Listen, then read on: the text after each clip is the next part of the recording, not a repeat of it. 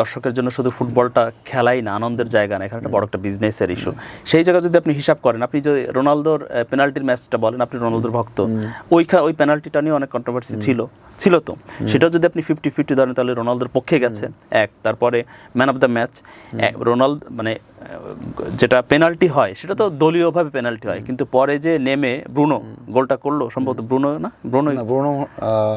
পরে যে লাস্ট গোলটা যে করলো, ম্যাচ উইনিং গোলটা করলো রামোস, তো যে ম্যাচ উইনিং গোলটা করলো, ম্যান অফ দ্য ম্যাচ কিন্তু তারই হওয়ার কথা। আমার কেন অডিয়েন্সের কাছে আমার ছেড়ে দিতে হবে, দর্শকের কাছে ছেড়ে দিতে হবে? এবার অনেক কন্ট্রোভার্সি হচ্ছে ম্যাচ নিয়ে। সো 50-50 জায়গা যদি বলে, সেখানে ঠিক আছে, ফিফা একটা ডিসিশন নিতেই পারে তার মান বাঁচানোর জন্য, তার টুর্নামেন্টটাকে গ্লোরিয়াস করার জন্য, তার টুর্নামেন্টের ইনকামটা ঠিক রাখার জন্য। এটা আমার মনে হয় করা দোষের কিছু হ্যাঁ, না। আপনি খুব ভালো, আপনি তো ওয়ালটনে আছেন, খুব বড় পোস্টে আছেন, আপনি জানবেন এগুলো বিপণন করা বা কিভাবে কি করতে হয়।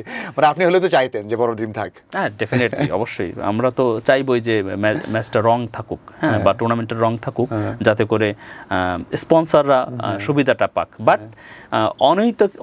অনৈতিকতাকে এড়িয়ে নৈতিকতা রেখেও যেটা বললেন 50-50 যেটা থাকে, সেটা টুর্নামেন্টের স্বার্থে করা যেতেই পারে।